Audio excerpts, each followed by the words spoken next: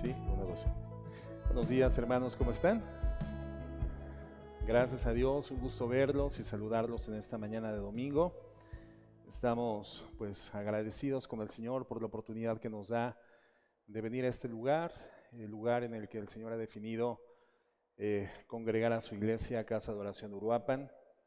De verdad es una bendición, hermanos, podernos ver, poder estar juntos. Y bueno, pues quiero dar un par de mensajes más importantes también. No tenemos banner para estos, pero los voy a comentar. El próximo domingo, hermanos, 12 de diciembre, en nuestro servicio dominical tendremos la presentación de niños. Todos los niños que no hayan sido presentados todavía delante del Señor, sus papás no los hayan traído a la congregación para fundamentalmente comprometerse delante del Señor y delante de la congregación en general a ser un modelo de vida de integridad, a fin de que el Señor bendiga la vida de sus hijos. Quienes todavía no presentan a sus hijos, bebitos, niños pequeños, el próximo domingo 12 de diciembre tendremos esta presentación. Así que los papás que deseen hacer esto pueden apuntarse con la hermana Chelita, la jefa de decanes de la congregación. Si algún papá no ha venido el día de hoy y quiere hacer la presentación de su hijo el siguiente domingo, bueno, igualmente tendría que comunicarse telefónicamente con la hermana Chelita para hacer esta anotación, pero no me dieron el número telefónico de la hermana Chelita. No sé si me lo puedan pasar en tanto doy el próximo anuncio, por favor. Muy bien. Entonces, presentación de niños, próximo domingo. Y el domingo 19 de diciembre, justamente el día en el cual vamos a llevar a efecto nuestra celebración de Navidad y fin de año, el próximo domingo 19 de diciembre tendremos la celebración de Santa Cena, la Cena del Señor. Así que tenemos un par de semanas disponibles para poder estar a cuentas delante de Dios, hacer una evaluación moral, espiritual de cuál haya sido nuestro comportamiento, nuestra conducta, el nivel de progreso que tenemos en santificación para poder presentarnos en esta conmemoración tan importante, litúrgica, que el Señor ha dejado para su iglesia. ¿Ok? Son los dos anuncios, entonces, presentación de niños, próximo domingo 12 de diciembre. Los papás interesados en llevar a efecto esta celebración con sus hijos, gracias hermana, se apuntan por favor con la hermana Chelita o bien se comunican a su número telefónico que es el 452-108-2929. 452-108-2929. Y el domingo 19, el día de nuestra celebración de Navidad y fin de año, tendremos celebración de Cena del Señor, ¿correcto?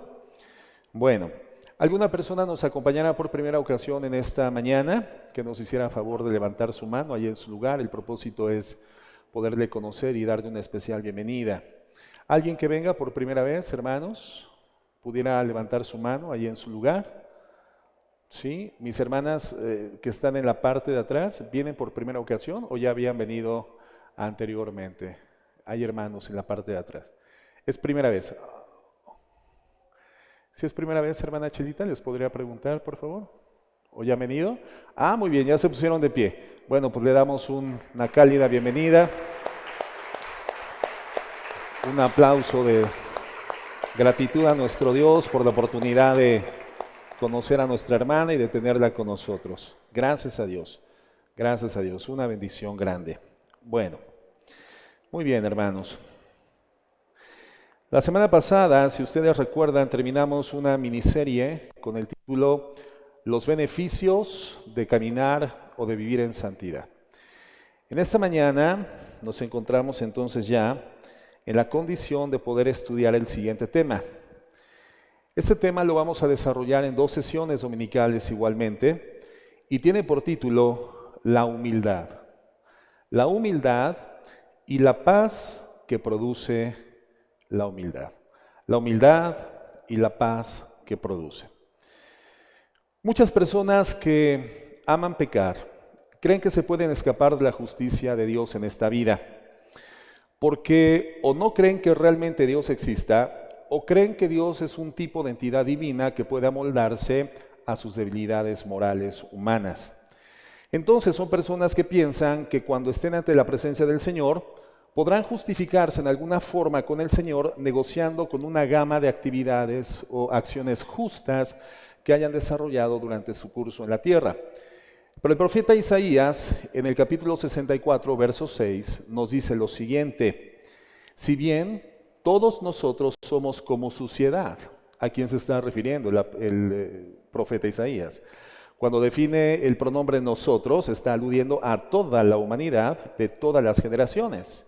Pero todos nosotros somos como suciedad y todas nuestras justicias como trapo de inmundicia.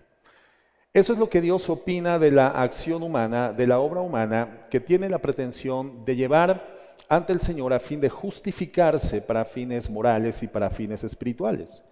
La opinión de Dios es esta: nuestras obras humanas, sin importar su nivel de dignidad, sin importar su nivel de aceptación social, son simplemente como trapos sucios, como trapos de inmundicia. Ahora, esto por supuesto es ofensivo para el ser humano, pero es la dictaminación moral que Dios da a nuestras obras. Y evidentemente esto no significa que a Dios no le interesa que nosotros efectuemos buenas obras, pero nos hace entender perfectamente bien que ninguna buena obra humana tiene el poder de presentarnos ante Él sin ser destruidos. Ninguna obra humana tiene el poder de presentarnos ante Él sin correr el riesgo inminente de ser destruidos por su justa santidad. Entonces Dios dice que solamente va a aceptar en su presencia a personas que hayan vivido una vida como la vivió su Hijo Jesucristo.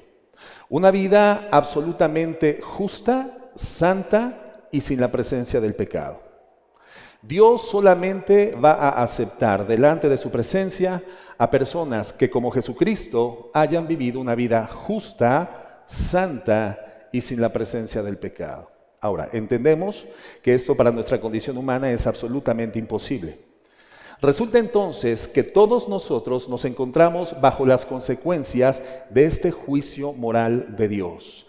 Este principio legal que es sin duda el más importante que rige la condición humana general en el mundo. La paga del pecado es la muerte, como lo dice Romanos 6:23. Todos, hermanos, nos encontramos ahí, bajo esa dictaminación de ley. Es una ley espiritual que se va a cumplir. Lo creamos o no lo creamos, nos guste o no nos guste, es una ley divina que tendrá un perfecto cumplimiento. Como cualquier otra ley, va a tener cumplimiento. Es una dictaminación jurídica que Dios ha impuesto. Es una ley de la cual depende de hecho la existencia de Dios mismo. La paga del pecado es la muerte. La existencia de Dios, hermanos, depende del cumplimiento de este principio legal. ¿Por qué, hermanos? Porque Dios en su condición de santidad extrema superlativa no puede permitir delante de sí ningún indicio de pecado. Cualquier mancha moral, por pequeña que ésta sea, contaminaría a Dios y contaminaría todo el reino de Dios. Porque el reino de Dios, hermanos, es tan santo como Dios es santo. Y si Dios dejara de ser santo por una pequeña mancha moral, entonces Dios dejaría de ser Dios. Entonces es una ley. Lo sucio mancha lo limpio. Aunque sea muy pequeña la porquería que ensucie la santidad, lo sucio mancha lo limpio. Dios, hermanos, no puede negarse a sí mismo. Y si lo ha dicho, Él lo va a cumplir. ¿Qué cosa? La paga del pecado es la muerte. Dios va a dar cumplimiento a esto porque Él no puede negarse a sí mismo. Hebreos 12:29 dice, además que Dios es fuego consumidor. Dios es fuego consumidor. Y Jesucristo es presentado como el sol ¿de qué? El sol de justicia. El sol de justicia. ¿Saben lo que nos pasaría si tuviéramos la oportunidad de aproximar nuestra corporeidad física de forma suficiente al sol? Inmediatamente, hermanos, ante el calor y la potencia del astro, quedaríamos consumidos. Entonces, por su propia naturaleza, cualquier impureza, en cuanto se acerque a Dios, en cuanto se aproxime a su presencia, será absolutamente fulminada. Qué tremenda circunstancia. ¿Qué necesitamos entonces para no ser consumidos ante Dios? Una justicia como la de Jesucristo. Una justicia como la de Cristo, no nuestras buenas obras. Nuevamente comento, no significa que a Dios no le interesen nuestras buenas obras, pero evidentemente no podemos nosotros otorgar a nuestro buen comportamiento poder justificante delante de su santidad superlativa. Muchas personas, hermanos, no creen esto, que la paga del pecado es la muerte. Pero no creerlo, hermanos, es tan tonto como depreciar o desacreditar cualquier otra ley divina que Dios haya establecido, como las leyes naturales, como la ley de la gravedad, por ejemplo. Tú puedes decidir no creer que si te avientas del segundo piso de la congregación, quedarás gravitando. Tú puedes decidir no creer en la ley de la gravedad y decir, ábranme un espacio en la ventana, yo me aviento porque voy a quedar gravitando en el aire. Tú puedes decidir no creer en la ley de la gravedad, pero lo que no puedes decidir es que si sales al ambiente externo del segundo piso, no te mates. Eso no lo puedes decidir. Si lo haces, tendríamos con pala, hermano, que levantarte del piso de la calle. La paga del pecado, hermanos, es la muerte. Y aún así muchas personas se resisten a aceptar el regalo de Dios que quiere darnos a través de la muerte de su Hijo Jesucristo. Y el regalo que Dios nos quiere dar es precisamente evitarnos la muerte eterna. Dios, hermanos, es bueno. Y es tan bueno que en la persona de su Hijo Jesucristo ejecuta la muerte para que muriendo Él nosotros no tuviéramos que pagar lo que jamás hubiéramos podido pagar, el precio por el pecado, las consecuencias por el pecado. Pero Dios, hermanos, aparte de ser bueno, también es un Dios perfectamente justo. Por eso va a exigir el cumplimiento perfecto de la ley. Dios, hermanos, no podría ser bueno sin ser justo. De hecho, la garantía de que Dios es bueno es que Dios es justo. La muerte física de su Hijo Jesucristo fue entonces el altísimo precio que Dios pagó para que nosotros fuéramos perdonados. Perdón, hermanos, que es un regalo que es despreciado por muchos. Muchos que al rechazarlo tendrán que pagar con la muerte eterna. El pecador que no acepta la misericordia de Dios. Es imposible que nosotros paguemos el daño que hemos causado a nuestro alrededor y a nuestra persona misma por causa del pecado. Por eso la Escritura nos está diciendo y nos enseña a no pedir justicia. La Biblia en ningún momento nos inclina, nos impulsa o nos enseña que pidamos justicia, que clamemos por justicia. La Biblia nos enseña a pedir misericordia. Misericordia, la misericordia de su perdón. ¿Por qué? Porque si nosotros clamamos por justicia, entonces inequívocamente recibiríamos lo que sí merecemos. Pero si clamamos por misericordia, recibiremos lo que no merecemos, hermanos, el perdón de Dios.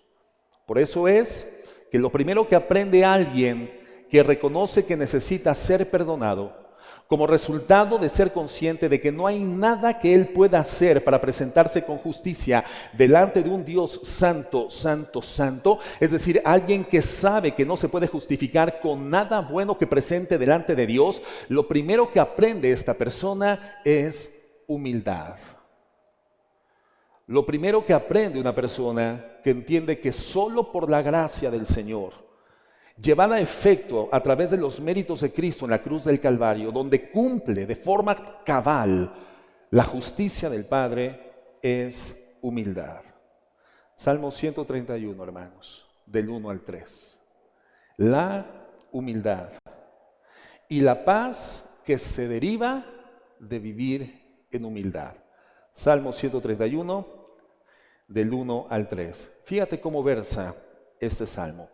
Jehová, no se ha envanecido mi corazón, ni mis ojos se enaltecieron, ni anduve en grandezas, ni en cosas demasiado sublimes para mí. En verdad que me he comportado y he acallado mi alma. Como un niño destetado de su madre, como un niño destetado está mi alma. Fíjate las figuras ilustrativas que utiliza el salmista, en este caso el rey David, inspirado por el Espíritu Santo. La vida calma y el alma acallado de un niño que se encuentra cercano al seno de su madre. Dice el verso 3, espera, oh Israel, en Jehová, desde ahora y para siempre. La capacidad de esperar es el resultado de la humildad. Espera a Jehová, oh Israel, desde ahora y para siempre. Entonces, saber que la perfecta justicia que Dios exige me tendría que haber llevado ante su presencia para ser juzgado y condenado de forma justa, pero que por el contrario, su inmenso amor y su misericordia me regalan el perdón, pagando él mismo lo que yo tendría que haber pagado, hace lo que dice precisamente este salmo: que mi alma se aquiete, que mi alma se acalle, que mi alma deje de quejarse. Un signo distintivo, inequívoco, perfectamente fidedigno de humildad es una alma que deja de quejarse. Una alma acallada y una alma en estado de quietud. La soberbia, en cambio, hermanos, es una forma de vida altamente peligrosa. Las personas que viven en soberbia están viviendo vidas altamente peligrosas. La persona que vive instalado en la soberbia siempre tiene que andar defendiendo su propia postura, porque no tiene la postura de Dios, sino que tiene la postura propia. Y esto entonces le lleva naturalmente a defenderla, siempre ante cualquier naturaleza de ataque, sean ataques ciertos o no sean ataques reales. La persona soberbia vive para los intereses personales y presenta una permanente defensa de estos mismos. Los ataques es una condición que siempre rodea la vida de una persona soberbia, y la mayor parte de estos ataques son ficticios, no son reales.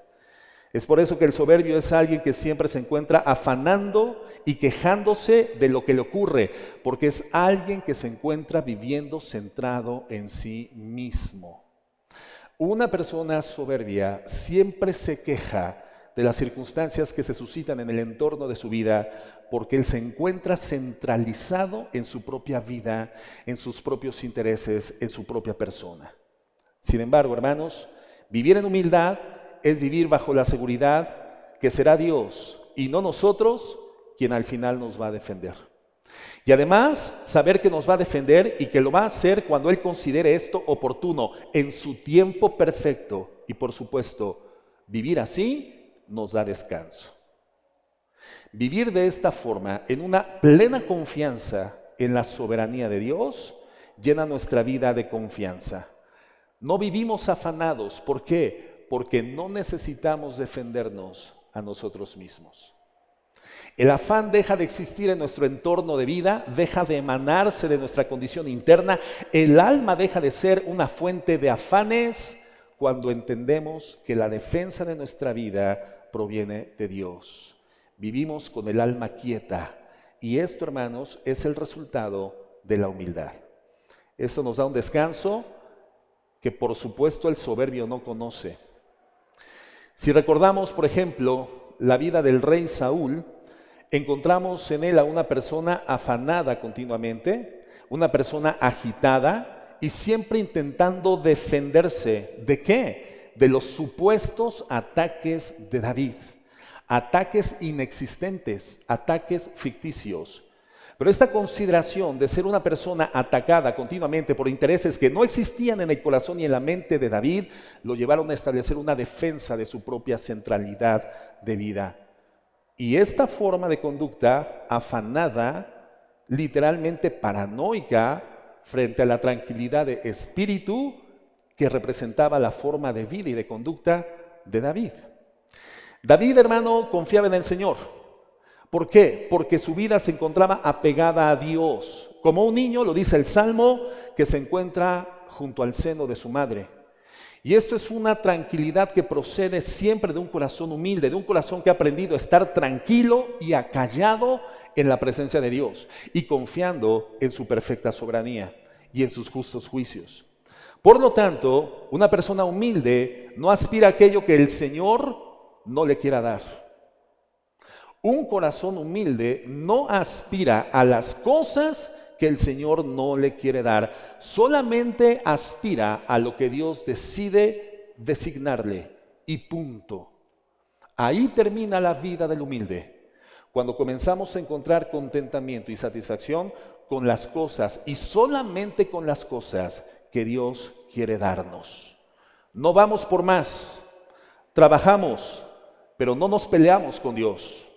Trabajamos, pero no nos afanamos. Sembramos, pero dejamos que sea el sol, el agua y la tierra la que haga producir el fruto de la semilla que nosotros sembramos. Es decir, hacemos lo que nos corresponde, pero no nos encargamos de hacer lo que no nos toca. Eso, hermanos, es dejar a Dios el ejercicio pleno de su soberanía. Y esto, hermano, es humildad. Una persona humilde entonces vive una vida calma, una vida en descanso, una vida en seguridad. Es nuestro medio ambiente, hermanos, como personas redimidas, la que nos permite, nuestro medio ambiente nos permite identificar cómo debemos nosotros correctamente definir la humildad. ¿Qué es la humildad? Humildad no es otra cosa sino dejarse aconsejar por la palabra de Dios. Eso es humildad. Dejarse aconsejar por la palabra de Dios. Alguien que depende en todo y para todo del consejo de la palabra de Dios. Por lo tanto, alguien que se deja aconsejar por sus pastores. Sí, porque si tú estás en esta congregación presionado, forzado o arbitrariamente traído por alguien, yo entiendo que establezcas oposición al consejo pastoral. Pero si tú eres una persona que se define a sí misma como guiada por el Espíritu Santo y establecida por el mismo Espíritu Santo en esta congregación, lo natural que es que te dejes guiar por el consejo de los pastores que Dios ha asignado a esta congregación, ¿cierto o no? Y eso es humildad. Dejarte guiar, dejarte conducir, dejarte gobernar por la palabra de Dios. Y esta, hermanos, es la enseñanza sencilla que nos da el Salmo 131. Sencilla, pero evidentemente con profundas implicaciones importantísimas, que si nosotros logramos identificarlas y aplicarlas para nuestra vida cotidiana, entonces tendremos beneficios extraordinarios. Vamos a ser libres de enfermedades. Vamos a ser libres de depresiones. Podemos ser libres de quebrantos financieros y económicos. Podremos ser libres de quebrantos morales familiares. ¿Por qué? Porque no andaremos buscando donde no encontraremos la dirección correcta. Acallada estará nuestra alma delante del Señor, en vez de andar buscando donde no se encuentra la dirección divina. Ese es un salmo de David. Y es muy probable, hermanos, que aquí David esté refiriéndose a esos años antecedentes en los que aún él no se encontraba ejerciendo la función del rey de la nación de Israel. Por lo tanto, quiero que antes de analizar el salmo, por eso es en dos segmentos, para darnos tiempo de contextualizar suficientemente, quiero que abordemos esos antecedentes históricos registrados en la Biblia que dan esto, el contexto que nos va a permitir abordar de forma correcta el Salmo.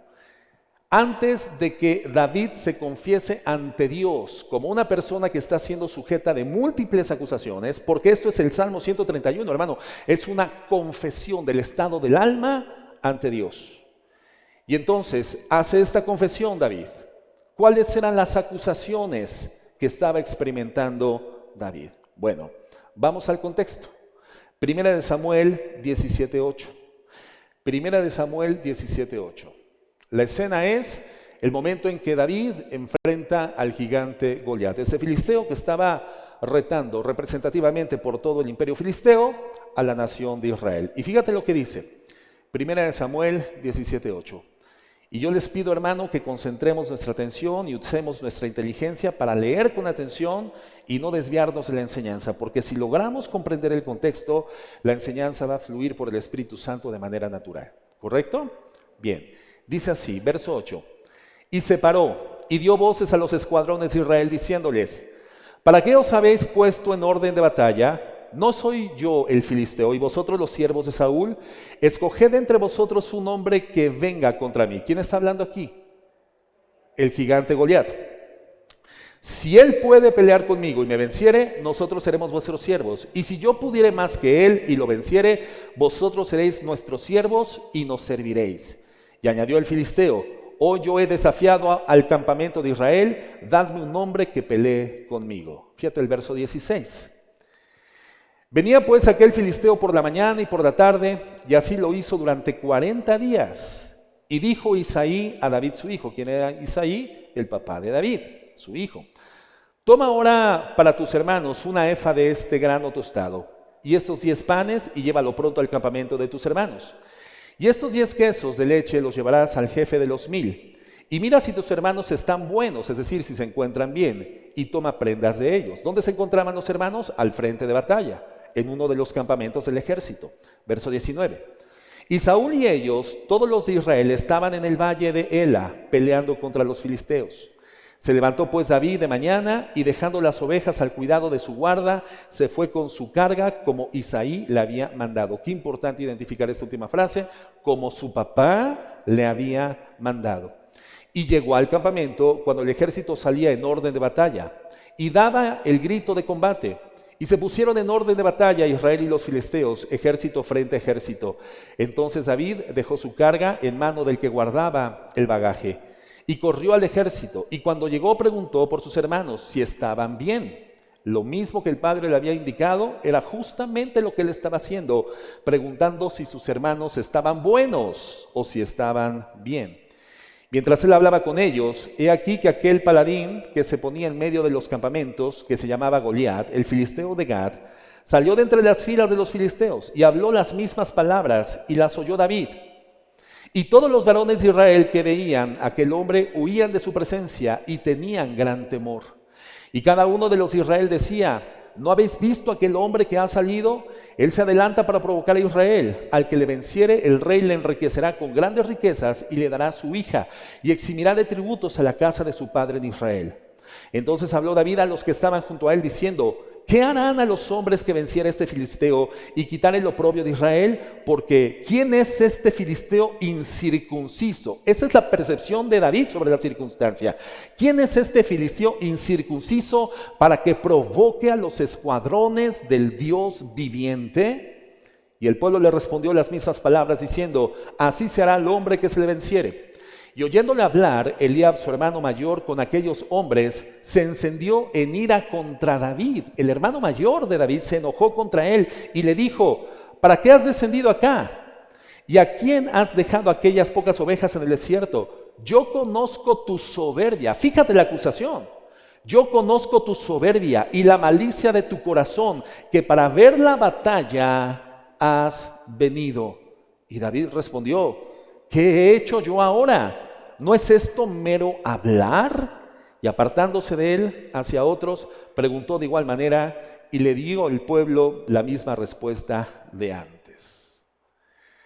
Señor, queremos presentarnos ante ti este tiempo especial de estudio bíblico, mi Dios, dominical.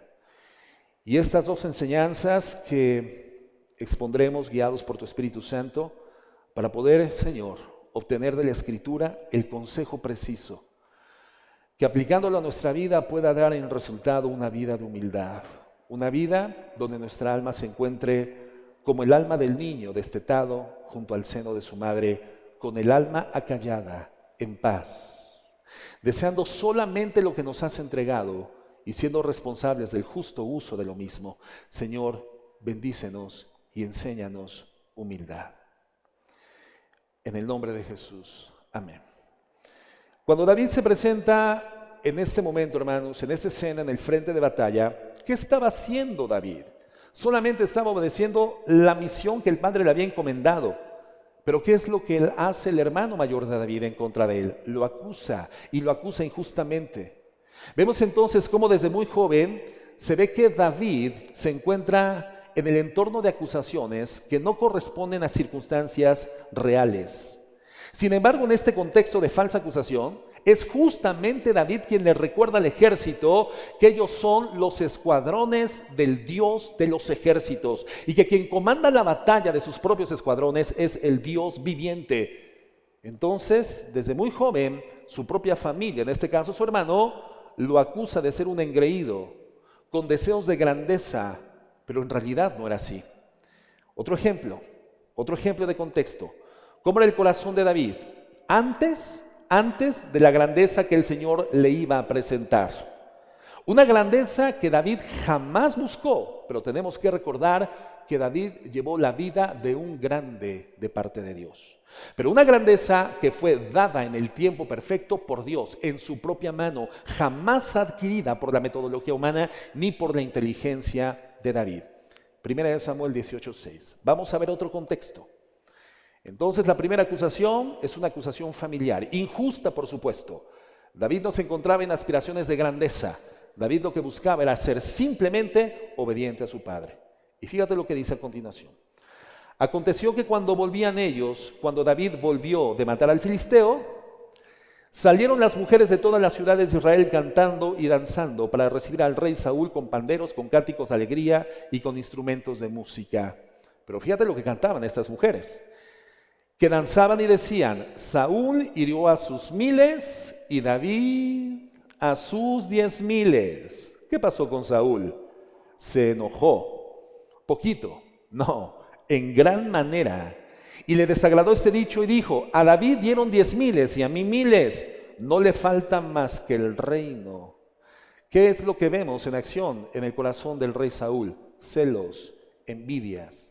Y a partir de ese momento una paranoia y esquizofrenia que no lo abandonó hasta el último día de su vida. Y desde aquel día, verso 9, Saúl no miró con buenos ojos a David. Verso 10, aconteció al otro día que un espíritu malo de parte de Dios tomó a Saúl y él desgareaba en medio de la casa. David tocaba con su mano como los otros días y tenía Saúl la lanza en la mano. Y arrojó Saúl la lanza diciendo: enclavaré a David a la pared.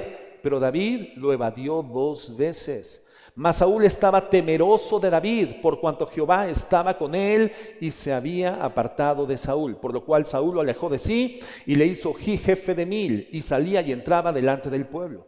Y David se conducía prudentemente en todos sus asuntos y Jehová estaba con él. Y viendo Saúl que se portaba tan prudentemente, tenía temor de él.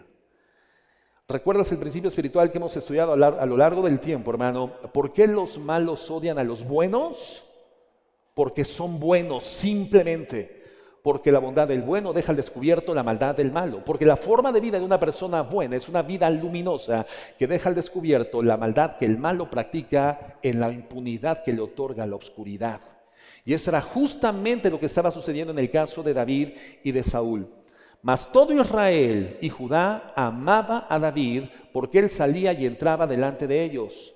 Entonces dijo Saúl a David: he aquí, yo te daré Merab, mi hija, mayor por mujer, con tal que me seas hombre valiente y pelees las batallas de Jehová. Mas Saúl decía: no será mi mano contra él, sino que será contra él la mano de los filisteos. ¿Te das cuenta de la estrategia maligna y perversa del corazón de Saúl? Él quería utilizar a los filisteos, enemigos de Israel, como el medio de asesinato de David. Por eso lo puso por jefe de 1000, por jefe de 1000, para que al frente de batalla David muriera en la guerra. Pero David respondió a Saúl: ¿quién soy yo? Fíjate cómo es la oferta del rey Saúl: te daré a mi hija Merab. Pero ¿cuál es la respuesta de David? ¿Quién soy yo o qué es mi vida o la familia de mi padre en Israel para que yo sea yerno del rey? ¿Quién soy yo?, dice David, considerándose a sí mismo como un menor delante del rey, para que mi familia sea exaltada con este galardón social tan glorioso, ser yo el reino, el yerno del rey. ¿De qué nos damos cuenta, hermanos? De que David no buscaba grandeza. David no buscaba grandes cosas, no buscaba posiciones en el gobierno del rey. Él estaba satisfecho con lo que tenía, no buscaba cosas demasiado grandes. Y esto es algo que vamos a ver en el verso 1 del Salmo 31. No buscaba esto, pero fue Dios quien se las dio y se las dio a su tiempo. Pero él no las buscaba. En ese momento, hermanos, David ya había sido ungido como rey por el profeta Samuel. Pero nunca buscó adelantar los tiempos de Dios, porque él sabía que en ese momento todavía Saúl era el rey de Israel. Aun cuando David no buscaba derrocar a Saúl, aun cuando David no buscaba derrocar a Saúl del reino, del trono, él entonces, hermanos, él buscó siempre los tiempos de Dios. Pero Saúl se encontraba lleno de envidia, lleno de incertidumbre, lleno de miedo por la vida prudente, dice la Biblia, de David. David no quería destronar al rey. Pero ¿qué hacían los cortesanos de Saúl? Dice la Biblia, los cortesanos de Saúl encendían más la ira del rey, haciéndole afirmaciones falsas sobre las pretensiones del corazón de David. Pero esto evidentemente, hermanos, no era cierto. David ya sabía que él sería rey sobre Israel, pero él no pretendía forzar la voluntad de Dios. Y esa es una característica distinguible, inconfundible de humildad. Cuando tú sabes que tienes un llamado de parte de Dios, cuando tú entiendes que hay una proposición de parte de Dios para el futuro de tu vida, cuando tú entiendes y has percibido espiritualmente y confirmado en la Escritura que el Señor utilizará tu vida, pero de ninguna forma buscas forzar la mano y los tiempos de Dios. Esto, hermano, es humildad. David esperó, soportó con paciencia toda la persecución de Saúl hasta que fuera Dios quien le entregara en su mano lo que el Señor le había prometido, el reino de Israel. Vamos a otro momento, cuando David tuvo en sus manos la vida de Saúl y sus hombres le animaban a que en ese momento lo asesinara. ¿Se acuerdan? Primera de Samuel 24:1. Entonces, acusaciones de su familia, acusaciones de Saúl y de la corte de Saúl. Y fíjate ahora, verso 1. Cuando Saúl volvió de perseguir a los filisteos, le dieron aviso diciendo: he aquí David está en el desierto de En-Gadi. Y tomando Saúl 3,000 hombres escogidos de todo Israel, fue en busca de David y de sus hombres por las cumbres de los peñascos de las cabras monteses. Cuando llegó a un redil de ovejas en el camino, donde había una cueva, entró Saúl en ella para cubrir sus pies. Ya sabemos qué significa cubrir sus pies, ¿verdad? Significa que él fue a hacer sus necesidades fisiológicas. ¿Por qué se definía como cubrir los pies? Bueno, porque las túnicas eran largas y evidentemente cuando el rey tomó la posición que se tiene que poder tomar para poder hacer sus necesidades, la túnica le cubría los pies. Entonces era una forma, digamos, elegante de decir que el rey haría sus necesidades. A esto entró Saúl a la cueva, a hacer sus necesidades. Y continúa diciendo: y David y sus hombres estaban sentados en los rincones de la cueva. O sea, Saúl ni siquiera tenía idea del lugar que él eligió para entrar a hacer sus necesidades. Era justamente la cueva donde estaba escondido David y sus hombres.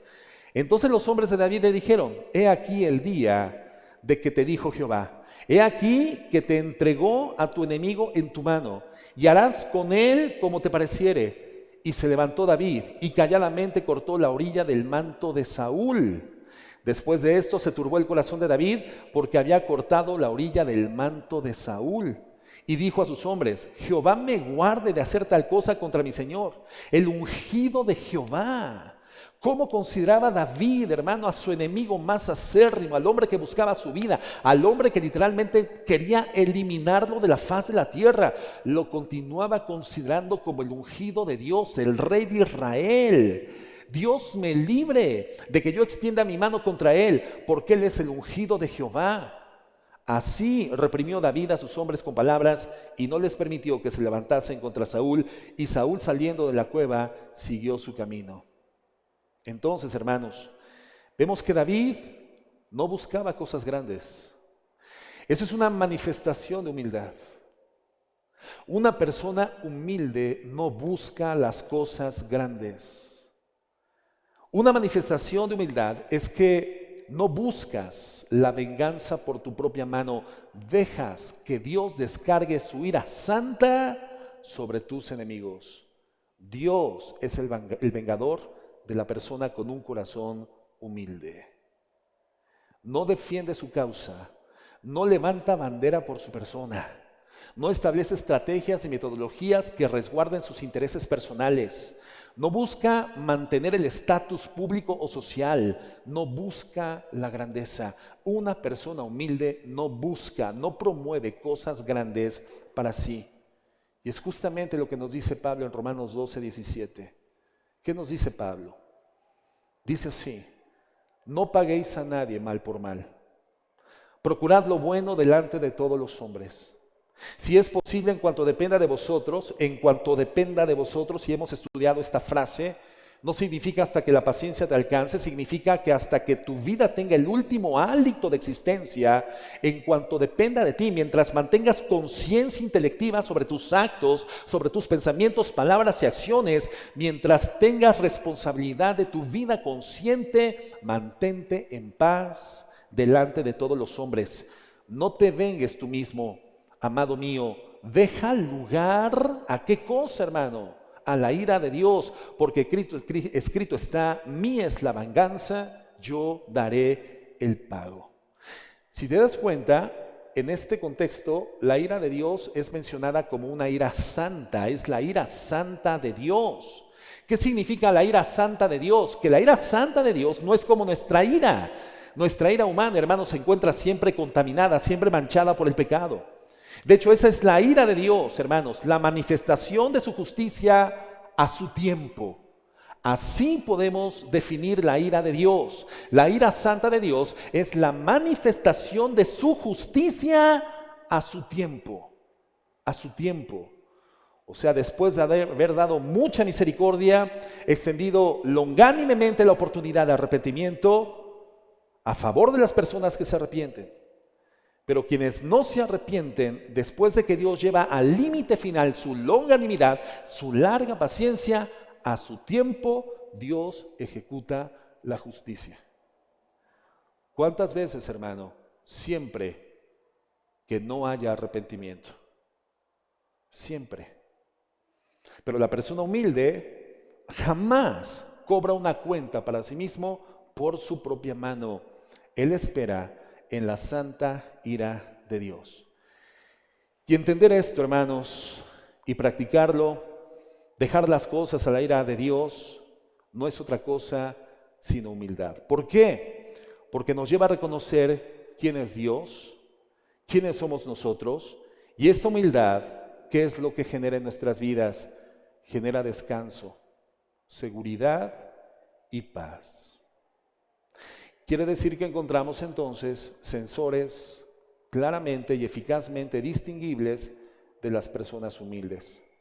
Vidas de descanso, vidas de paz y con una percepción ciertísima de seguridad en Jesucristo. ¿Cómo podemos nosotros evaluar nuestra vida a la luz de estos sensores? ¿Cuál es el resultado de medir nuestra alma, el estado de nuestra alma ante estas evidencias? ¿Cuánta paz tienes? ¿Cuánta seguridad? ¿Y cuánto descanso cotidiano hay en tu alma? Si tú vives en esta condición, entonces eres una persona que en Cristo estás creciendo en humildad. Fíjense, hermanos, 10 años sufrió David la persecución de Saúl. ¿Cuánto podríamos nosotros en esta condición de paz, tranquilidad y descanso vivir en una escena de persecución? ¿Cuánto podríamos tolerar sin buscar la ejecución de la justicia por nuestra propia mano o a través de medios que evidentemente dejen en un segundo plano, en un plano secundario, la intervención de Dios, olvidándonos de Dios, dándole la espalda a Dios y a su palabra santa? ¿Cuánto tiempo podríamos nosotros resistir en esta condición cruenta donde lo que se buscaba era literalmente asesinar a David? Él vive 10 años en esta condición. 10 años.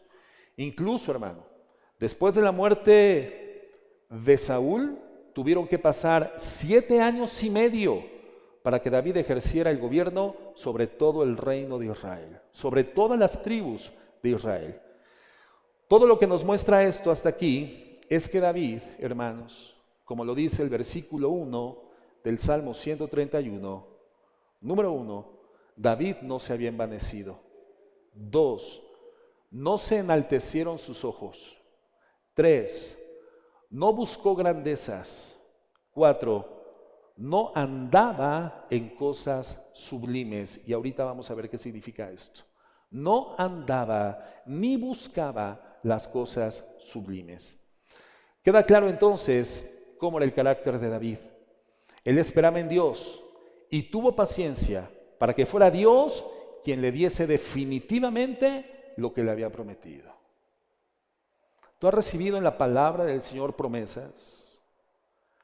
Promesas que en algún momento han incentivado, han estimulado tu vida de fe, hermanos, ¿sí o no? Yo creo que todos, hermanos, los que hemos aproximado nuestra vida a la experiencia de la lectura bíblica, ya en una condición redimida, por supuesto, siendo hijos de Dios, esa escritura que en el pasado, aun cuando con honestidad buscábamos aproximarnos a esta, pero era una enramada encrucijada donde literalmente se sobrepasaba nuestra capacidad intelectiva de interpretación, no entendíamos nada de lo que la Biblia nos vertía en información. Hoy por la redención, esa encrucijada se abre, la tiniebla se disipa y la iluminación del Espíritu Santo a un corazón redimido comienza a verter precisamente lo que la Biblia define como promesas de Dios. ¿Quién no ha recibido promesas de Dios en su experiencia de lectura bíblica? Yo creo que todos hemos recibido promesas de Dios. Levante la mano quien ha reconocido una promesa de Dios para su vida. Gracias a Dios. Todos, promesas de sanidad, promesas de paz, promesas de integridad, promesas de crecimiento en santidad, promesas de vida integral en la familia, de restauración moral de los vínculos matrimoniales, promesas de vidas íntegras en nuestros hijos, promesa de salvación en nuestro contexto familiar, promesas de paz. Todos hemos tenido esas promesas, pero la pregunta es, ¿cuántos hemos en humildad sabido esperar para que Dios de propia mano nos entregue lo que nos ha prometido? Bueno, en David, hermanos, tenemos un modelo de paciencia, de paz, en la espera. Tenemos un modelo de tranquilidad. Pero esta paz y paciencia y tranquilidad no fueron sino el resultado de un corazón humilde, que no buscaba las grandezas, que no buscaba la aceleración de los tiempos de Dios, que no forzaba la mano de Dios. David, un hombre definido por Dios mismo como un hombre conforme a mi corazón. Es la enseñanza para nosotros, hermanos, que la vida sin humildad es una vida altamente peligrosa, altamente peligrosa. La impaciencia es síntoma de querer las cosas a las que no hemos sido llamados. Eso es impaciencia. Es querer las cosas a las que no hemos sido llamados o querer las cosas que todavía no han de ser entregadas para nuestro llamado. Eso es impaciencia. Querer cosas para las que no hemos sido llamados o quererlas ya fuera del tiempo de ser entregadas para el ejercicio de nuestro llamado. El matrimonio, por ejemplo, para los hombres jóvenes y mujeres jóvenes es un llamado. Amado de parte de Dios, es un ministerio de parte de Dios. De hecho, el ministerio que el ser humano en condición de supremacía ejerce por encima de cualquier ministerio eclesiástico. De hecho, el ministerio familiar, el ministerio matrimonial es el ministerio más importante que tiene que registrarse al interior de una congregación cristiana, porque las iglesias cristianas están constituidas por familias y las familias por matrimonios, y la base entonces de la iglesia son matrimonios cristianos. Lo hemos comentado muchas veces, jamás la paternidad tiene que ser el motivo del matrimonio, más bien la paternidad es por causa del matrimonio. Una pareja que permanece unida a lo largo de los años, la cuantía de los años transcurridos no le da el carácter de familiaridad, no constituye el tiempo una familia. Lo que constituye una familia es el matrimonio. Por lo tanto, entendemos el altísimo nivel de importancia que existe en esa promesa y en ese llamado. Todos, hermanos, a menos que tengas un don de continencia, hemos sido llamados al matrimonio. Pero este llamado tiene un tiempo de cumplimiento en las manos de Dios. Y es peligrosísimo intentar forzar o acelerar la voluntad del llamado de Dios para mi vida a través del matrimonio fuera del tiempo de Dios. Y los jóvenes que no son humildes, que no confían y entregan enteramente su vida a la soberanía de Dios, se anticipan en la toma de estas decisiones, porque son un llamado de Dios, pero los llamados de Dios son recibidos de su mano en su tiempo, y no hacerlo así es poderosamente peligroso. Por eso muchos han visto sus vidas destruidas a través del matrimonio, siendo el matrimonio un llamado de Dios. Pero las bendiciones de Dios alcanzan su propósito cuando en su tiempo son entregadas en forma determinante. Es peligroso. Por eso la impaciencia nos muestra un corazón que no tiene un carácter conforme al corazón de Dios. Una persona impaciente no tiene un carácter conforme al corazón de Dios. Otro antecedente de David que nos muestra su corazón, pero en este momento cuando ya era rey de toda la nación de Israel, lo encontramos a continuación. Aquí David quería construirle un templo al Señor. Y Dios a través del profeta Natán le dice que él no construiría un templo para Dios, que esto lo haría uno de sus hijos, y lo sabemos, es el rey Salomón. Sin embargo, el Señor decide entrar en pacto con David. Y aquí hay algo muy importante. Es Dios quien entra en pacto con los hombres. Jamás el hombre entra en pacto por Dios por voluntad propia. Tú no estás en condiciones y nadie está en condiciones de decir voy a hacer un pacto delante de Dios. Esa es una condición antibíblica, antitética de los principios escriturales. Es Dios quien soberanamente decide con qué seres humanos entra en pacto. Voy a hacer un pacto de santidad hacia el Señor. No, eso no es un pacto, eso es una obligación que tú tienes en tu condición redimida. Esa es la voluntad de Dios. Eso simple y sencillamente es ser obediente. Y tú puedes dar un voto de obediencia al Señor, un voto de consagración, pero tú no puedes establecer pactos con el Señor. Quien establece los pactos es Dios con el hombre y lo hace de forma soberana. Entonces, Dios decide entrar en pacto con David. Y cuando David escucha las palabras de boca del profeta Natán, que aludían a esta condición de pacto, David se da cuenta de que está entrando ya no en contacto con las cosas grandes del reino material que él gobernaba ya en ese momento. Él está entrando en contacto con cosas sublimes, con cosas sobrenaturales. Y aun cuando evidentemente no entendió todas las implicaciones y profundidades de este pacto que estaba siendo revelado por Natán, él sabía que esto, hermano, él percibía que habían cosas extraordinariamente sublimes. Lo que tenemos que observar en esta historia es justamente esto, hermanos. La actitud del corazón de David ante las cosas sublimes. Ya no eran las cosas grandes del reino, ahora eran cosas sublimes que él no entendía, por supuesto, pero sí intuía. Primera de Crónicas 17:11. Primera de Crónicas 17:11. Dice así: y cuando tus días sean cumplidos para irte con tus padres, es decir, cuando mueras, levantaré descendencia después de ti, a uno de entre tus hijos, y afirmará su reino. Él me edificará casa, y yo confirmaré su trono, ¿cómo dice? Eternamente. En esta palabra eternamente es evidente que David estaba intuyendo que el pacto que Dios estaba celebrando con él iba más allá, trascendía las cosas gloriosas y grandiosas de un reino terrenal. Esto literalmente le llevaba a la dimensión de lo divino, de lo sublime, de lo eterno. Me edificará casa y yo confirmaré su trono eternamente. Yo le seré por padre, él me será por hijo.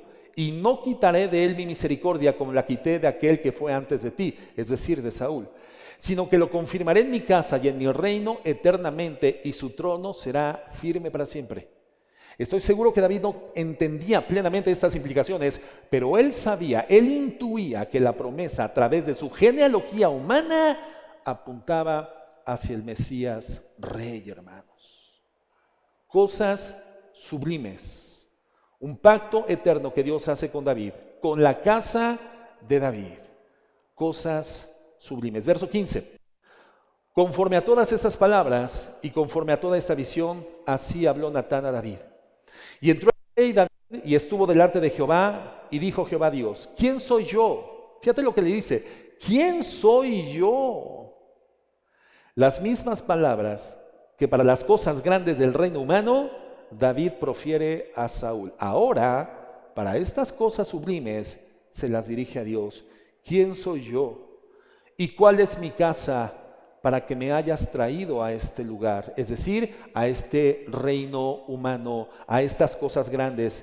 Y aún esto, Dios, te ha parecido poco, pues ¿qué has hablado de la casa de tu siervo para tiempo más lejano? Y me has mirado como a un hombre excelente, oh Jehová Dios. Aquí David ya está hablando de las cosas sublimes. de las cosas sobrenaturales y divinas, cuando él dice, ¿quién soy yo? Hermano, no era David quien se creía un hombre excelente, era Dios quien lo consideraba así. Esa es la condición de un hombre humilde, una mujer humilde, una persona humilde. Jamás se autopercibirá como una persona grande. Y ese es un factor básico para que Dios sí te considere así. Y tenemos registros humanos perfectamente identificados en la Biblia donde Dios define quién es grande delante de sus ojos. Juan el Bautista, por ejemplo, ¿qué dijo Jesús de él? De entre los hombres nacidos de mujer, no hay nadie más grande que Juan el Bautista. Lo que nos distingue delante de Dios, hermanos, no es cuánto es que Dios nos ama a cada uno de nosotros. El Señor nos ama a todos por igual. Lo que nos distingue delante de Dios es cuánto nosotros le amamos a Él. Y una persona que ama con un corazón honesto, producto de la redención, una persona redimida con un corazón íntegro, es una persona que le es imposible no ver acrecentado progresivamente su amor por Dios. Y en este amor, fidelidad, santidad y humildad. Una persona humilde jamás se percibe como un grande, pero Dios sí lo considera así. Por eso le dio la posibilidad de participar en estas cosas sublimes a David. La soberbia, hermanos, comentaba yo, algo muy peligroso. Los que viven en la soberbia, su vida se distingue por el afán. Siempre deben de defender una postura que es propia, no es la de Dios. Y esto les lleva a un afán de defender ante los ataques de los demás los intereses de su vida personal. Y es por eso que el soberbio es alguien que vive constantemente agobiándose, quejándose de lo que ocurre. Es alguien que vive centrado en sí mismo, una persona quejosa. Ese es el soberbio. Tan centralizado en sí mismo que su vida transcurre en queja tras queja tras queja. Contencioso, agobiado, buscando defender la salvaguarda de su dignidad y de sus intereses personales. Sin embargo, vivir en humildad, como hemos visto en la vida de David, es vivir bajo la seguridad de un Dios que es soberano, pero no es relativamente soberano, hermanos, es un Dios absolutamente soberano y por lo tanto, si es soberano, Él hará todo lo que Él considere y lo hará en su tiempo. Y vivir así, vivir con este entendimiento bíblico de que Dios es soberano y que hará las cosas como a Él le parezca y en su tiempo, nos da un descanso que el soberbio jamás conoce. El soberbio vive en angustia, en ira continua, en reproches permanentes, en queja frecuente, buscando siempre levantar la guardia para defender la integridad de sus intereses. Una persona centrada en sí misma. Logramos percibir, hermanos, cómo el Señor a través de la humildad quiere darnos descanso para el alma. El Señor nos garantiza descanso para el alma a través de la humildad. Bien, después de haber visto estos antecedentes de contexto en la vida de David, obviamente vamos a entender mucho mejor las palabras que el Espíritu Santo inspira a David en el Salmo 131, que a continuación él dirige a Dios como una confesión. ¿Qué vamos a ver en este salmo? Acuérdate que son dos temas, hermano, No me voy a prolongar demasiado. Estoy a punto de llegar a la parte final de ese tema, pero si no introducimos con ese contexto, no vamos a entender correctamente lo que el Salmo nos enseña y las implicaciones profundas, importantes, van a pasar de largo. Y lo que Dios tiene por enseñarnos en esto, hermano, es glorioso. ¿Qué vamos a ver en este Salmo? Bueno, en primer lugar, que un corazón humilde, obvio, no es soberbio. Un corazón humilde no es soberbio. 2, un corazón humilde no se queja. 3, un corazón humilde anima a los demás a confiar solamente en Dios. Vamos al versículo 1. De hecho, ni siquiera vamos a terminar de ver el versículo 1 el día de hoy, pero lo vamos a iniciar. Salmo 131:1 dice así: Jehová, acuérdate, es David confesando a Dios. Este salmo es un salmo de confesión, el estado de su alma. Jehová, no se ha envanecido mi corazón ni mis ojos se enaltecieron, ni anduve en grandezas, ni en cosas demasiado sublimes para mí. ¿Te das cuenta cómo lo estamos entendiendo mejor? Ya tenemos todo el contexto, ya entendemos por qué David dice esto. Señor, yo no busqué cosas grandes, y en el contexto lo hemos visto. No busqué cosas sublimes para mí, en el contexto ya vimos por qué. Entonces él dice, no se ha envanecido mi corazón, ni mis ojos se enaltecieron, ni anduve en grandezas, ni en cosas demasiado sublimes para mí. Algo que yo creo, hermanos, que David no está diciendo aquí. ¿Qué es lo que David no está diciendo aquí? Él no está diciendo que jamás haya sido altivo. Es imposible que un hombre le diga a Dios, Señor, yo jamás he sido altivo. Y evidentemente, hermanos, conocemos pasajes bastante oscuros moralmente y espiritualmente de la vida de David, donde nos damos cuenta claramente de la altivez de su corazón. Pero en el contexto que estamos estudiando, en este momento, lo que le está diciendo David en confesión sobre el estado de su alma a Dios es una verdad. Le está diciendo, Señor, yo no he sido altivo. Lo que está diciendo aquí es que cualquiera de estas situaciones que ya estudiamos en el contexto, en las que él fue acusado por el rey Saúl, por su hermano, David le está diciendo al Señor, Señor, no fue así. Está confesándose delante de él como un hombre de corazón humilde. Confiesa esto, que nunca buscó la gloria de la corona y del trono de Israel, nunca buscó una posición de dominio sobre los demás en este momento. Entonces, en David Dios nos muestra cómo es un corazón humilde, hermanos. ¿Cómo sí es un corazón humilde? ¿Cómo es? Un corazón, en primer lugar, que no se envanece. Fíjate la primera parte del versículo. En segundo lugar, como consecuencia de no mirar a los demás con altivez, su corazón permaneció humilde. Todo eso está en el primer verso. Entonces, el corazón de David, un corazón humilde, no se envanece. No mira en consecuencia a los demás con altivez. 3, no anda en cosas a las que no ha sido llamado por Dios. No se involucra en cosas a las que no ha sido llamado por Dios, porque entonces eso sería buscar las grandezas. Y David le dice al Señor, yo no he buscado grandezas. Y en cuarto lugar, no busca entender cosas sublimes. Primera parte del verso, dice así, Jehová, no se ha envanecido mi corazón. Un corazón envanecido es un corazón que se ha puesto en lo alto, eso significa vanidad. Y David le dice, Señor, mi corazón no ha sido puesto en lo alto. Es decir, mi corazón no ha sido puesto en un pedestal. Literalmente es lo que significa la palabra vanidad en el hebreo. Ahora, como consecuencia, alguien con un corazón envanecido es alguien que piensa que los demás le deben todo. Una persona con un corazón envanecido, que se ha enaltecido, que se ha establecido en un pedestal, es una persona que piensa que los demás le deben todo, honra, respeto, reconocimiento, dignidad, atenciones de todo tipo. Ese es un corazón envanecido. Una persona que cree que su entorno social opera fundamentalmente para generar un estado de bienestar a su favor.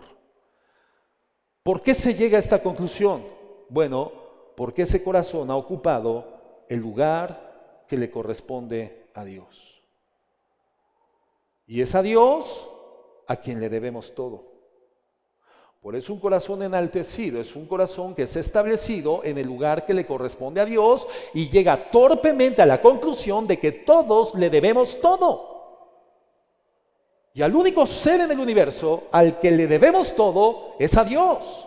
Pero así de grande y de alto y de desproporcionado mentalmente es el escalón donde el envanecido quiere establecer su vida, en el escalafón divino.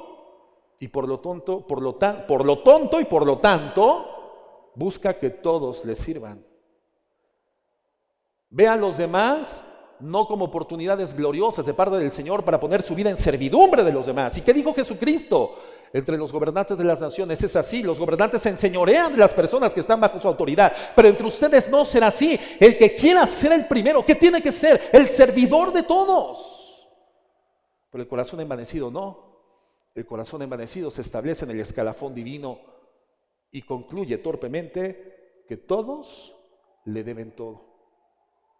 Y cuando no lo recibe, se indigna, se enfurece, se llena de ira, levanta defensa a favor de aquello que considera es la garantía de su integridad.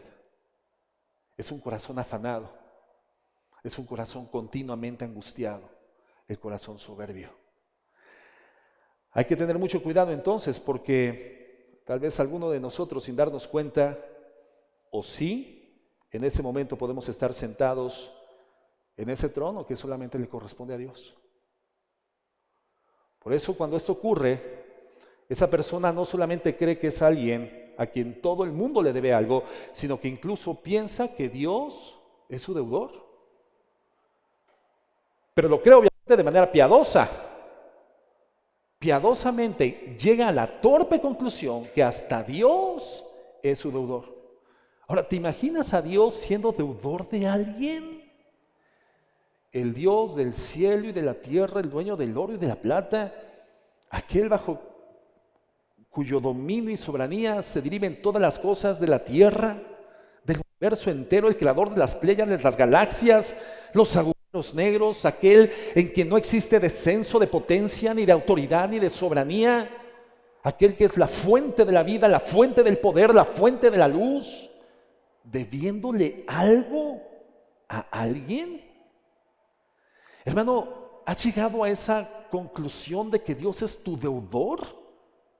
Si tú crees que Dios te debe algo, hermano, tu corazón, hermano, directamente llegamos a la conclusión, el diagnóstico espiritual, tu corazón está envanecido. Colocaste tu corazón en el trono de Dios y por eso crees que a un Dios te debe cosas. ¿Cuándo sucede esto? Cuando decimos, ¿y por qué Dios? ¿Y por qué? ¿Alguna vez le has dicho esto a Dios? ¿Quién aparte de mí en algún momento le hemos dicho esto a Dios? ¿Y por qué? ¿Y por qué, Señor? Es como decirle a Dios, Señor, no merezco esto, merezco más que esto. ¿Le has dicho eso? Yo no merezco estar en esta condición, yo no merezco estar en esta situación, Señor. Señor, mira, si yo he sido, yo he hecho, yo he tornado, Señor, yo he sido fiel, yo he buscado de tu presencia, Señor, yo te he buscado en intimidad. ¿Y por qué me tienes en esta condición? Cuando tú le dices al Señor, ¿y por qué? Señor, creo merecer más, estás estableciendo a Dios como tu deudor. Un corazón envanecido, un corazón que torpemente cree que su lugar es el trono de Dios. Y ese es un lugar que solamente le corresponde a Dios. Un corazón envanecido es un corazón que se comporta así. Y muchas veces así nos sucede cuando nos quejamos. ¿Te acuerdas que un signo distintivo de la soberbia es la queja? Un corazón envanecido es un corazón que se queja. Cuando pensamos que Dios se ha equivocado o que quedó a debernos cuando recibimos algo que no nos gusta. ¿Cuál es tu actitud cuando recibes algo, una circunstancia, un trato, una situación diversa, la que sea, que consideras moralmente, intelectivamente para ti inapropiada? Es que esto que estoy recibiendo no me gusta. Señor, ¿por qué? No creo merecer esto, Señor. Una actitud de queja, soberbia, vanidad del corazón. ¿Y sabes qué? Esto es una garantía. No vives en paz, no vives en quietud, no vives en tranquilidad. Y has decidido no esperar el tiempo de Dios. No estás dispuesto a esperar a Dios. Eres un desesperado y por lo tanto eres un quejoso. O somos, dijo el otro, ¿verdad? Un corazón envanecido actúa así. En cambio, un corazón no envanecido, es decir, humilde, es un corazón que nunca utiliza estas expresiones como no me merezco esto o valgo más que esto.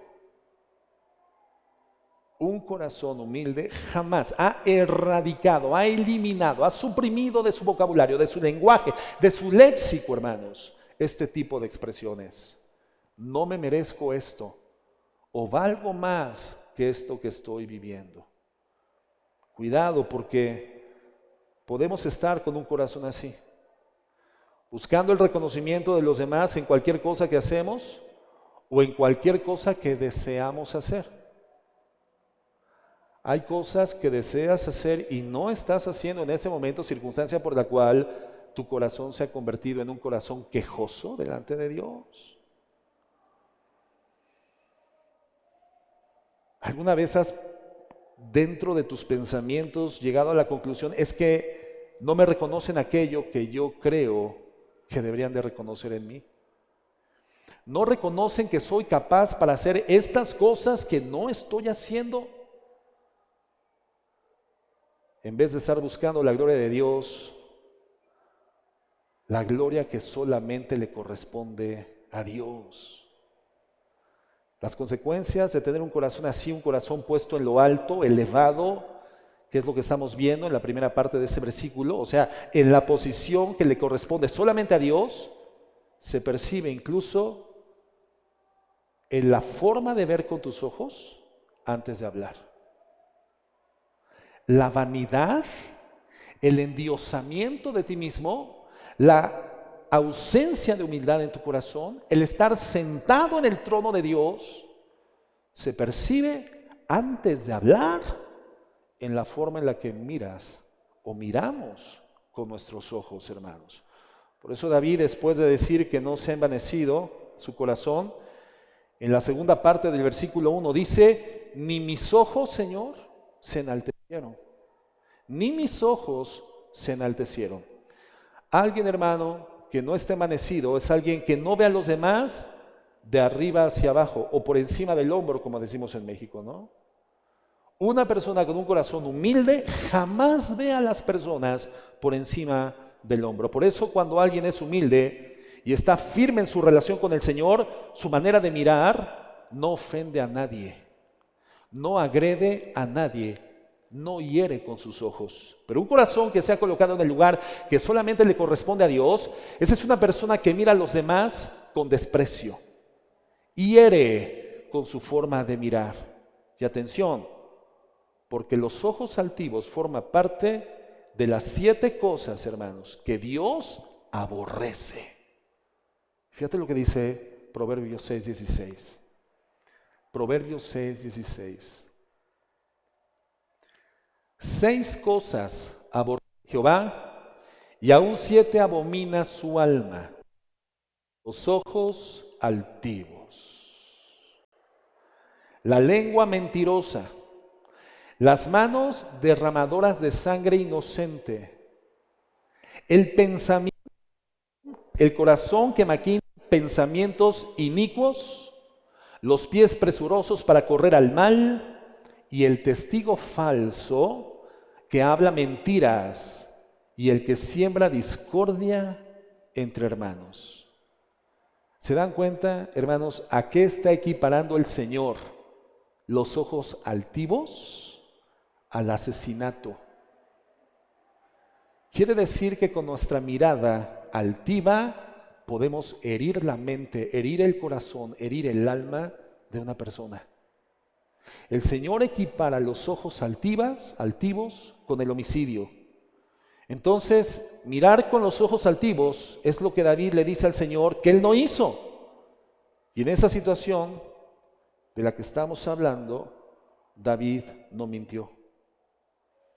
David estaba confesando con honestidad el estado de su alma ante Dios, pero tenía muy cerca a alguien, muy cercano a él, que sí miraba con los ojos altivos.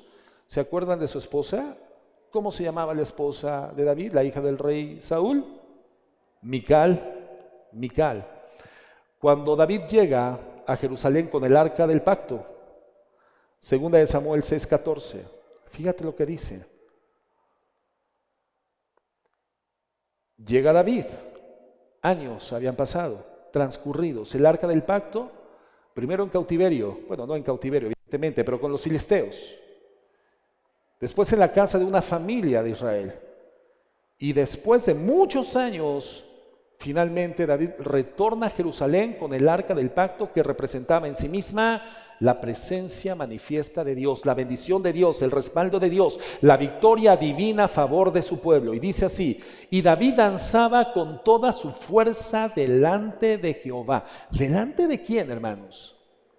Ni de las mujeres ni de las criadas, ¿verdad? Dice delante de Jehová. Y estaba David vestido con un efod de lino, es decir, era una vestimenta ligera, era un efod sacerdotal. Él no llevaba en ese momento un vestuario real, un traje real. Verso 16. Cuando el arca de Jehová llegó a la ciudad de David, aconteció que Mical, hija de Saúl, miró desde una ventana, vio desde una ventana y vio al rey David que saltaba y danzaba delante de Jehová. ¿Y qué sucedió? Le menospreció en su corazón. Lo miró con altivez, algo que Dios abomina. Signo distintivo de un corazón envanecido, entronado, endiosado. Un corazón quejoso, afanado en la defensa continua de sus intereses personales. Esto le sucedió a esta mujer. Mical vio a David con menosprecio en su corazón. Por eso cuando David llega al palacio y ella sale a recibirle, le dice, obviamente con desprecio, verso 20, volvió luego David para su casa, y saliendo Mical a recibir a David, le dijo: cuán honrado ha quedado hoy el rey de Israel, obviamente en tono sarcástico. Cuán honrado ha quedado hoy el rey de Israel, descubriéndose hoy delante de las criadas de sus siervos, descubre sin decoro un cualquiera. Esa fue la conclusión del corazón altivo de Mical. Estamos hablando, hermanos, de ojos altivos. Pero David, que en su corazón no tenía vanidad, no tenía esta vanidad de mirar con ojos altivos, fíjate lo que le responde en el verso 21. Entonces David le respondió a Mical: fue delante de Jehová, delante de Dios, quien lo hice. Delante de Él, quien me eligió en preferencia a tu padre y a tu casa para constituirme por príncipe en el pueblo de Jehová sobre Israel. Por tanto, danzaré delante de Jehová, y aún me haré más vil que esta vez, y seré bajo tus ojos peor, pero seré honrado delante de las criadas de quien tú has hablado. David le está diciendo: tú me has visto con altivez, he sido un vil delante de ti, pero yo no he danzado delante de ti, ni delante de las criadas de los siervos. Yo he danzado delante de Jehová, aquel que me ha bendecido, haciéndome parte de este reino con cosas grandiosas, aquel que me ha hablado de cosas sublimes. Ante Él es ante quien yo danzo, ante Él. Y dice: aún me haré más vil que esta vez ante tus ojos, pero seré honrado delante de las criadas de quienes tú has hablado, a quien tú has menospreciado. Y Mical, hija de Saúl, fíjate lo que dice, nunca tuvo hijos hasta el día de su muerte. Nunca tuvo hijos hasta el día de su muerte. Pero por supuesto, esto no significa que una mujer que no puede tener hijos, en el 100% de las ocasiones sea por causa de ojos altivos, de soberbia o de vanidad en su corazón. No es esto lo que está diciendo la Biblia, pero en el caso de Mical, sí que fue así. Así sucedió. Esa fue la recompensa de Mical por mirar con altivez y menosprecio en su corazón la fidelidad de David hacia Dios, el gozo de David hacia su Dios y a las criadas de los siervos del reino de Israel. ¿Cuál fue la recompensa? Quedarse sin hijos. Entonces, hermanos, hemos visto cómo es un corazón que se coloca en un lugar que no le corresponde. Lo vemos en Mical. Ese corazón produce mirar con menosprecio y esto lo abomina a Dios.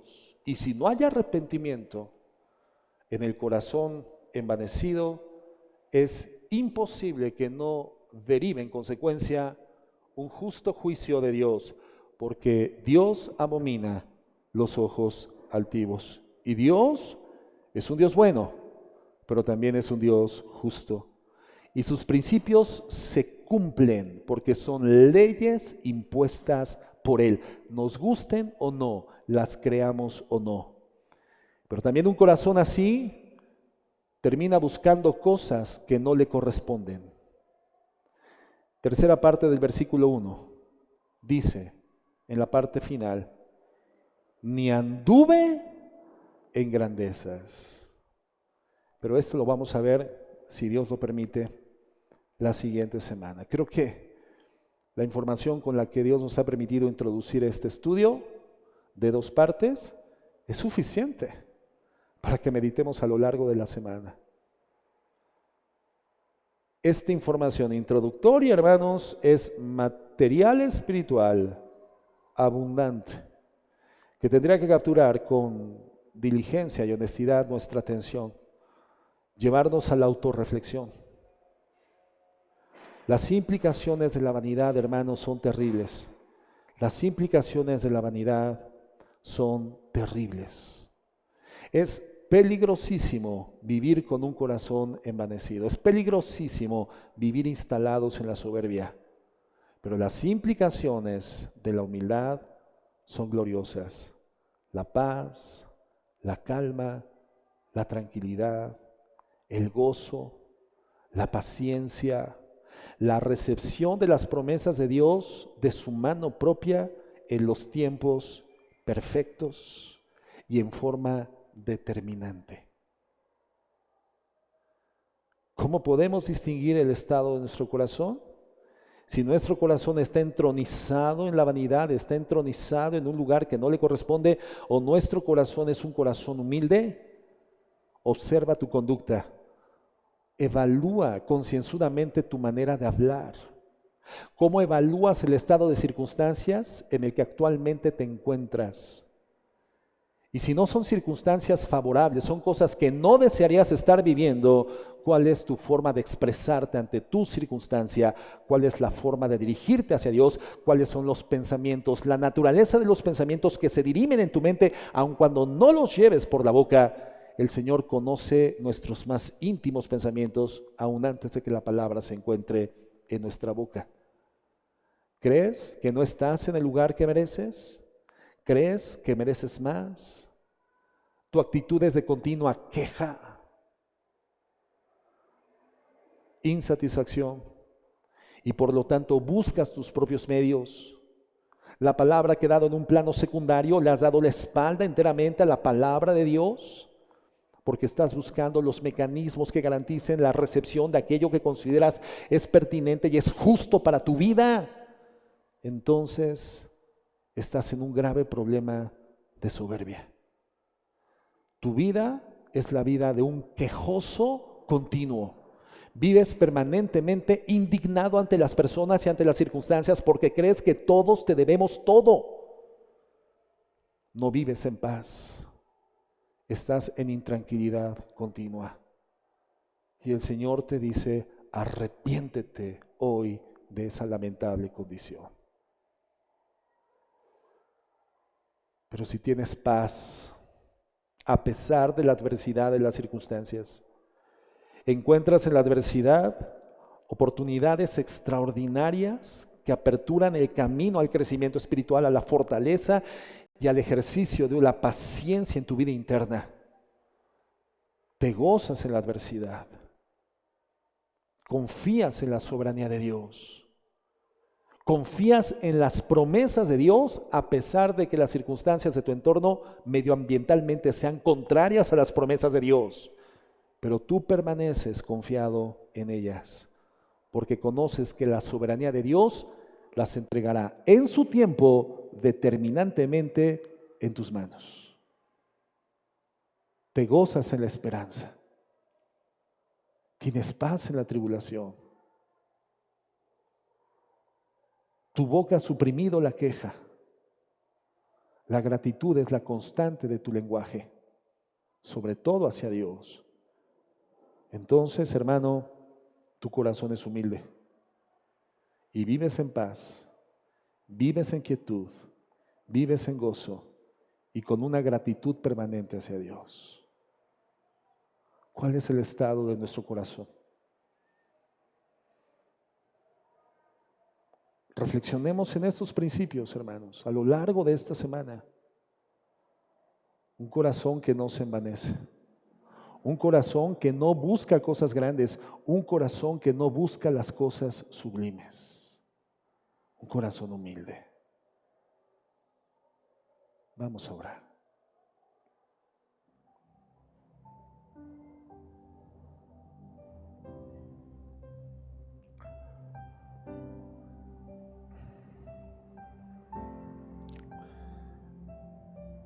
Señor, muchas gracias.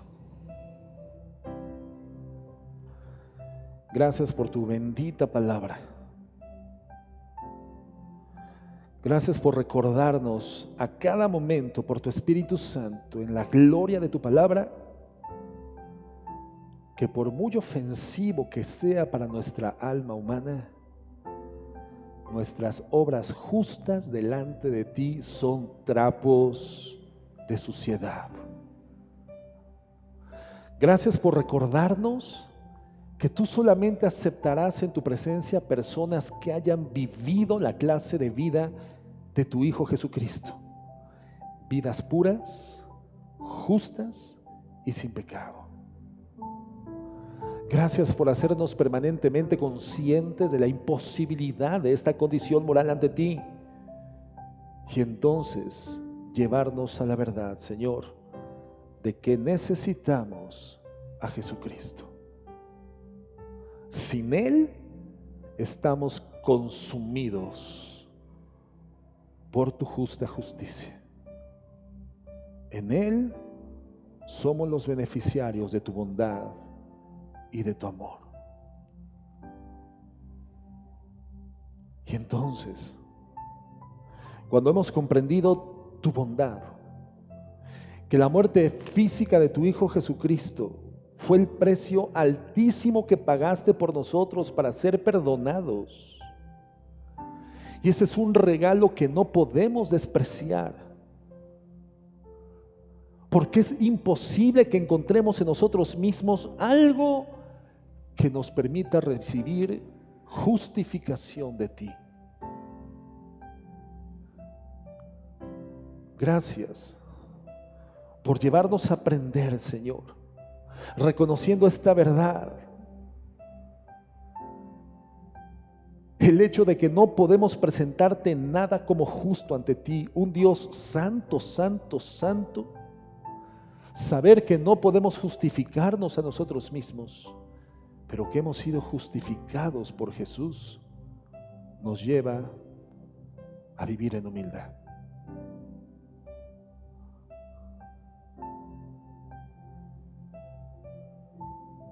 Y si no te reconoces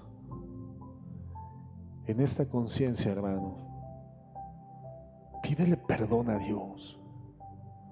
Señor, perdóname, porque tu palabra hoy me ha desvestido y ante mi conciencia personal me revela quién soy delante de tu santidad. Soy un soberbio. Mi corazón se ha enaltecido, se ha envanecido, se ha puesto en el pedestal que a ti te corresponde, se ha entronizado en tu trono, y por eso he creído que todos me deben.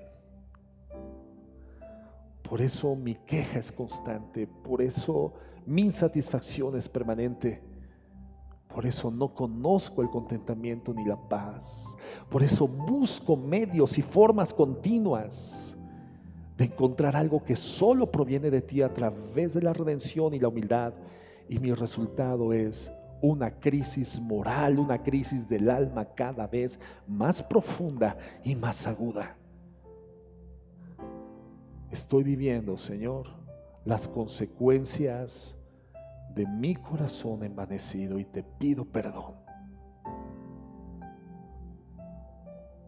Porque si bien la paga del pecado es la muerte, el regalo de Dios es vida eterna en Cristo Jesús, Señor nuestro. Perdóname, Señor. Perdóname. Y lleva por tu palabra mi corazón a la humildad, para vivir en paz, en gozo, en santidad y en quietud, para la gloria de tu nombre. En Cristo Jesús. Amén y amén.